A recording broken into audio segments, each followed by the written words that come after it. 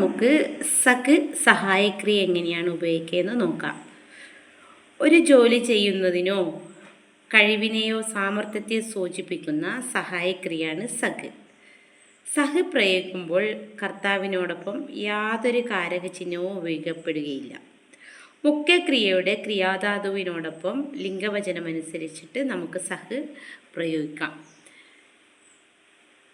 കർത്താവ് പുല്ലിംഗം ഏകവചനമാകുമ്പോൾ രാം കാം കർ സക്താ ഹേ, രാമിന് ജോലി ചെയ്യുവാൻ കഴിയും.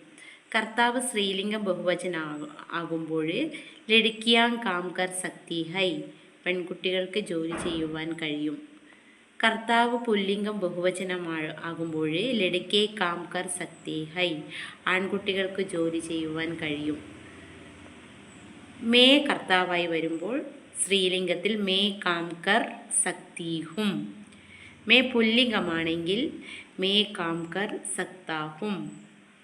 തും കർത്താവായി വരുമ്പോൾ തും കാം കർ സക്തി ഹോ. തും പുല്ലിംഗമാണെങ്കിൽ തും കാം കർ സക്തേ ഹോ. ഹം സ്ത്രീലിംഗമാണെങ്കിൽ ഹം കാം കർ സക്തി ഹൈ.